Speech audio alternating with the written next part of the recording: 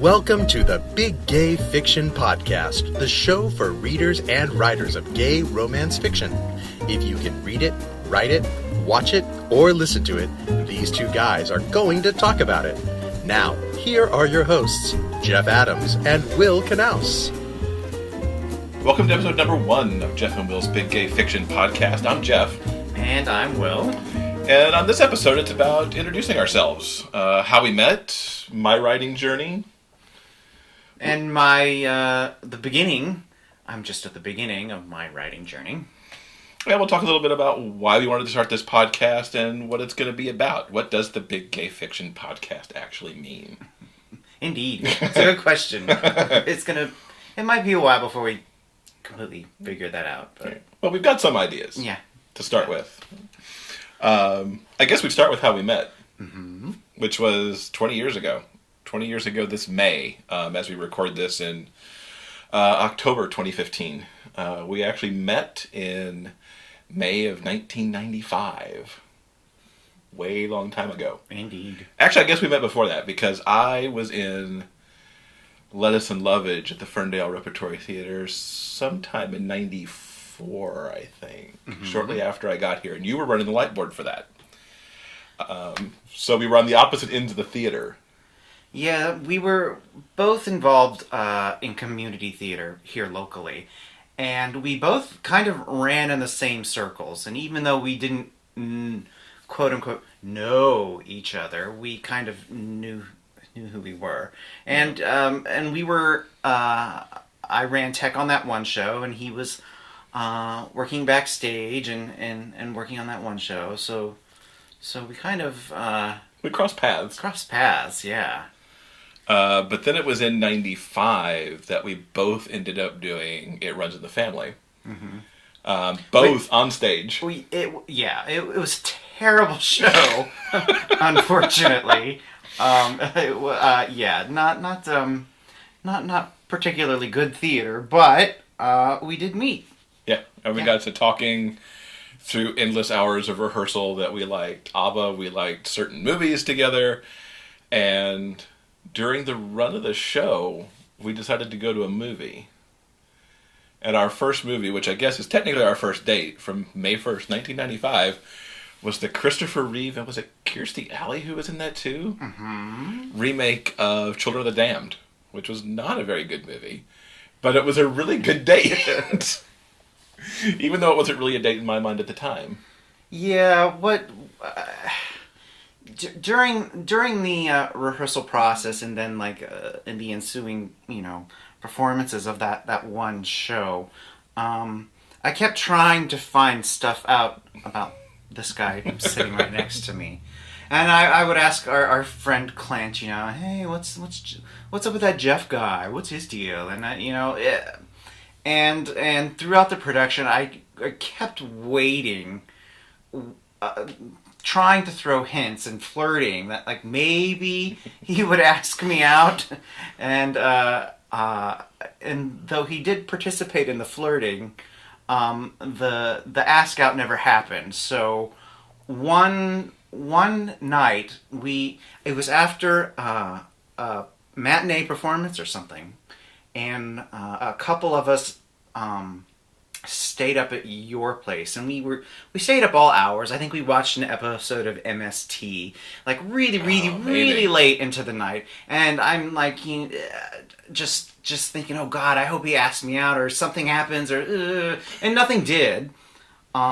Me being a passive aggressive 20-something that didn't know, Yeah, that was the clueless mid-20s something. Totally clueless. And I was so frustrated driving home that night. I swore the very next day I would call him up and I would ask him out, which is exactly what I did. I asked him if he wanted to go to a movie, and he said sure. And that's what we did that night. It was a weeknight. It was a Monday. It was a Monday night, and we went and saw this movie.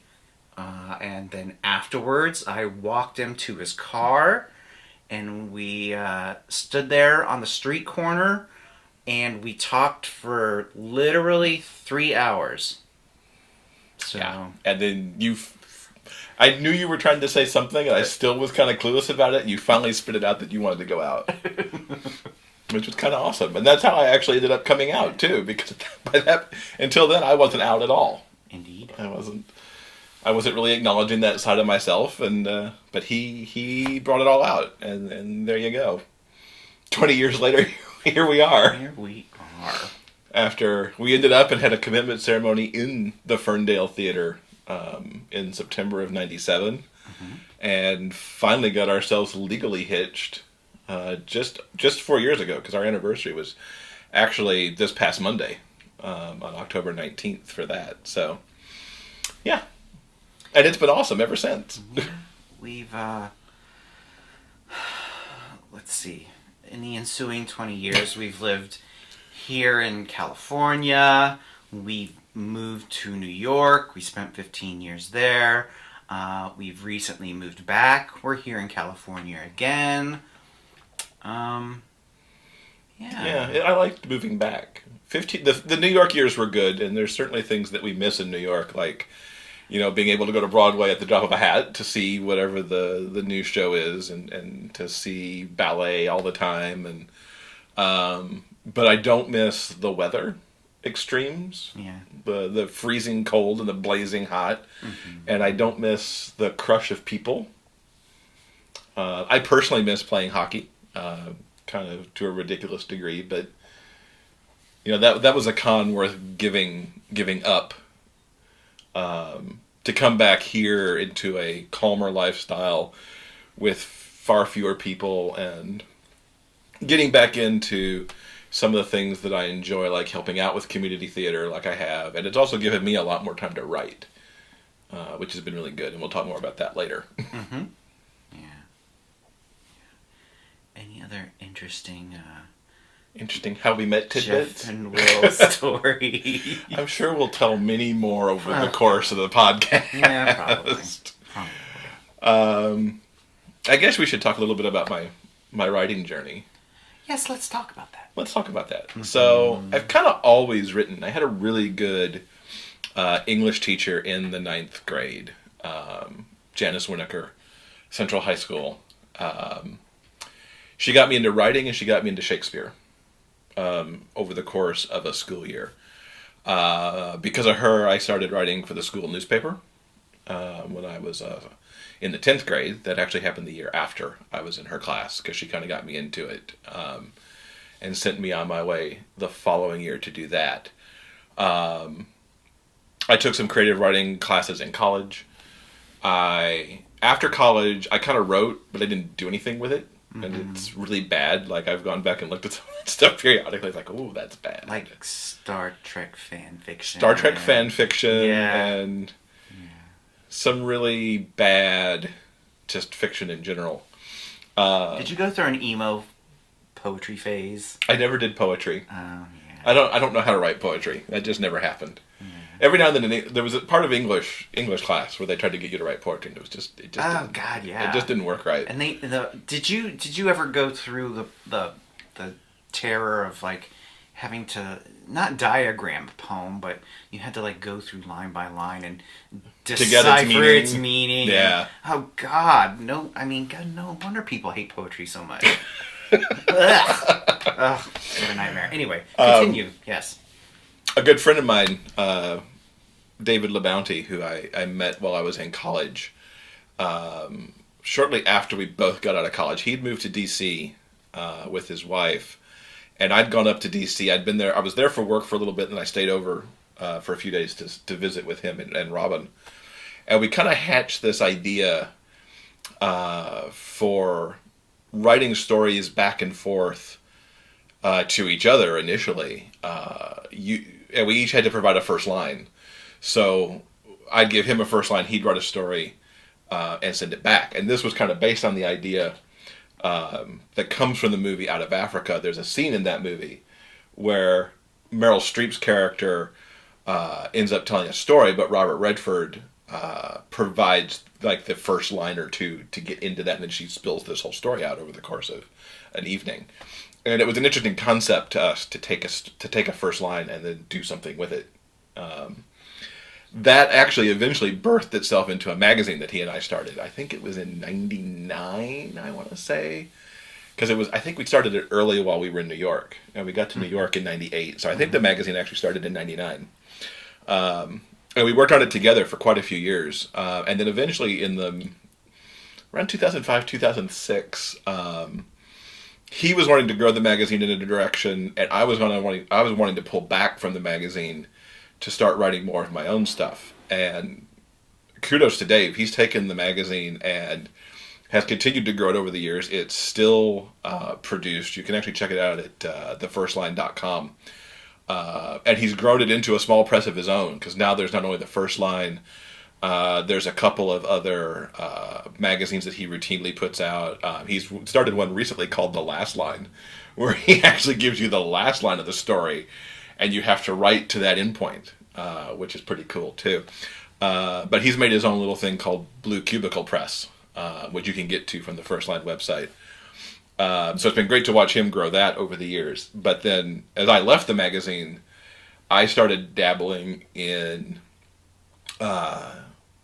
gay romance short stories, and had one published in an anthology that was called Nerdvana that came out. I want to say that was in like 2008 that finally reared its head, or 2009. Also put some other stuff out, a short story called Rivals, which was my first piece that I placed with Dream Spinner around 2007, 2008, which led to a few other short stories getting done. And then I did NaNoWriMo for the first time in 2006, which was where the first Hat Trick book was actually birthed. In a really awful first draft that needed a lot of work. It was the first time I'd ever written anything that was that long, because it was 50,000 words, and when Nano finished, I didn't even have an ending on it yet. Mm-hmm. And I put it aside for a while, and then I came back to it and started to like really take the pieces and plot it out onto a timeline and work on it. And it took about 6 years to get it on and off working to where it formed itself into the story that it is now. And there are still, I can go back to the first Nano draft, and there's like 3 or 4 scenes that are pretty close to as written from the first draft. But it got a lot better after Nano was over.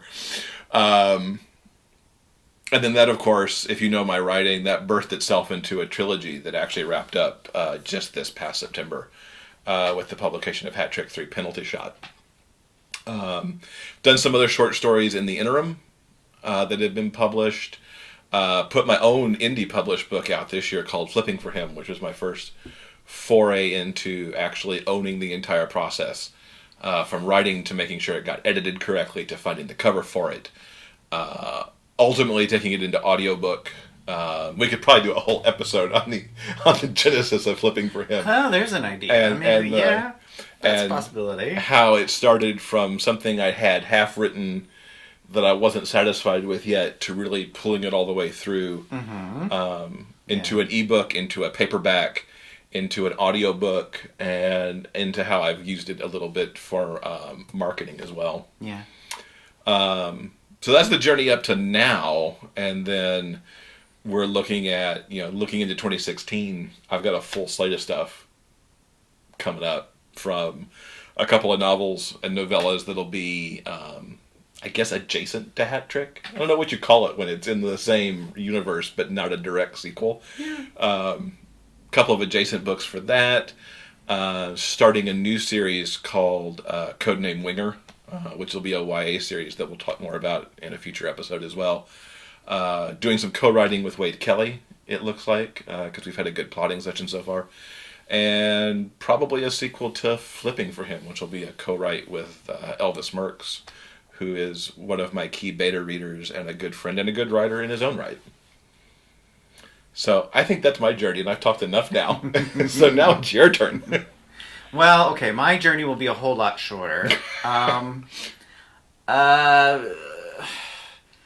I guess you could say that I have always been interested in storytelling in its various forms. Like writing little stories and making picture books from when I was a kid, to, being a serious drama geek in high school to the community theater stint I did after that. Writing stories took a backseat for me during my 20s, which is, I think, probably what happens. At least it happened to me. It happens to a lot of people. I think, like, you may have been an avid reader or writer when you were a kid, but once you maybe get out of high school and into the real world, dealing with college and real world stuff, takes a front seat to creative endeavors sometimes.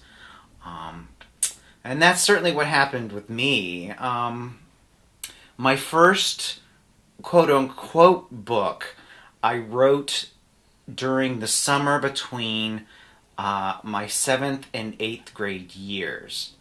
It was probably about 50 pages long. That was my novel. And I spent most of the summer writing it. And the only reason I did it is because no one told me I couldn't. So I would, spend days and afternoons writing it out longhand, and then I'd stay up at night henpecking on my mom's electric typewriter and typing it out. Is that the very typewriter that we've got now? I've still got that typewriter. Nice. I no longer have the manuscript to that particular book. It got lost in it either got lost or I got rid of it during one of our moves. I'm not sure. So yeah, I'm pretty sure there were only 2 copies. There was the original typed copy that I myself made, and blood, sweat, and tears over, and then I went and I took that to the local drugstore to make a Xerox copy of it. And I don't think either of those exist anymore. So that was my first foray into long-form fiction. Many years later, I gave it another shot, and my first published story was in a magazine. And for those of you who are watching the video feed, I'm holding up the May 2002 issue of Freshman Magazine. I wrote a dirty story under the pen name Rob Jacobson. And I'm pretty proud of it. I think it's pretty decent. They published it with a piece of original art to illustrate it. And I'm glad I was in that magazine, because you know what? Those porno mags are no longer around. So I'm glad I had the chance to get in there while they were still viable. Yeah, it's kind of sad. No more porno mags to keep under the mattress. Because now it's just all online, and you can lock it away on your tablet. I know. So that was 2002, a really, really long time ago. I had a few other stories published in anthologies, but other than that, I haven't really published or done much else. So, unlike my husband here, who is at the has an established fan base, really, for most of his writing, I am at the very, very beginning of mine, and I hope to grow it and create something worthwhile. So I have some plans for the end of 2015 and the beginning of 2016. I'm definitely going to be taking part in NaNoWriMo this year. I've quote unquote taken part many years. I've never actually completed the challenge itself. But we're going to give it a go, and we're going to talk about it here on the podcast. So yeah, that's my career so far. And I have faith you're going to be up there with me in no time. Indeed. Yeah. Because we are, for us, this is kind of this is the job that we actually want to have. I mean, I have my day job still that supports us, but over, let's say, the next 5 years or so, we want the writing to be what brings the money into the household. Mm-hmm. The flipping for him was actually done under our banner of J&W Books. I think in the short term, we'll likely continue to be hybrid published like I am, where there's a little bit of stuff that's out there under our own banner, as well as stuff that I put out through Dream Spinner and through, there's a story coming out with Pride Publishing in early 2016 that's already on the books, and maybe a couple other publishers along the way, which I think only helps in the discoverability of my pen name more than I could do if I was just putting it out on my own.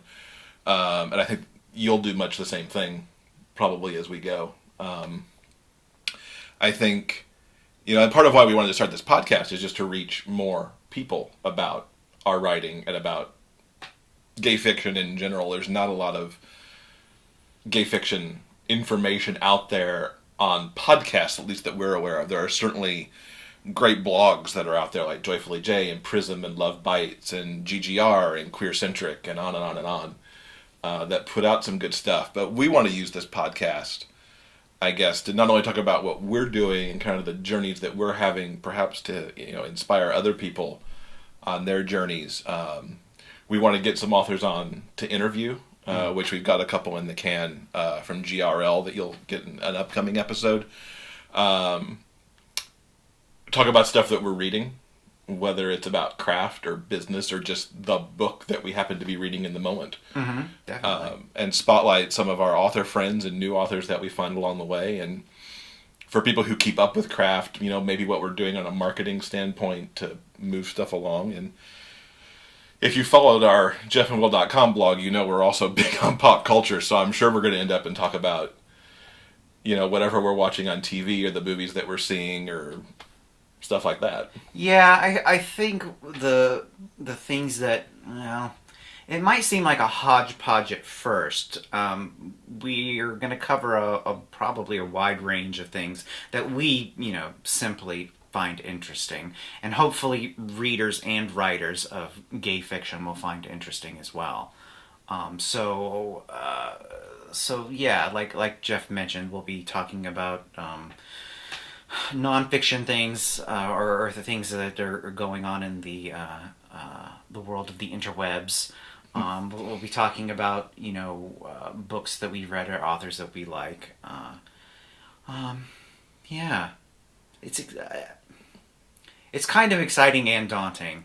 There's a lot of stuff to explore because as far as we know, I mean, we are a fan of several prominent writing podcasts that are out there, and we listen to them every week. But as far as we know, there's no one who's really tackling the world of gay romance fiction. I think the only one I could think of is Writers Online Network. True. That Will yes. Prater has. Most definitely, yeah. I will dovetail into that somewhere in that genre, but I think we're kind of he's certainly had that going, I think, now for a year, 2 years at this point. Mm-hmm. And, hopefully we find a way to kind of augment with that a little bit. Certainly from our scheduling standpoint, as we start, we're looking to have 4 episodes kind of out there and out there ready to go as we put these out. So you're probably going to see this episode and 2 or 3 others sitting in the queue, and then we plan to record every Sunday. And as I get, because I'm the technical engineer for this, as I get good at putting them out, hopefully they're out every Monday to kick off the week with. Mm-hmm. So it's kind of fun. Hopefully it's a fun journey for everybody. If the listeners out there have ideas, we'd love to hear them. For what you might like to hear from us, or if you've got authors you want us to talk to, perhaps, or anything else that strikes your fancy, you can drop us a line through the website, which is biggayfictionpodcast.com. Yeah, drop us a line. let us know what you think, or if you have any suggestions. We would love to hear them. And, iTunes reviews are good.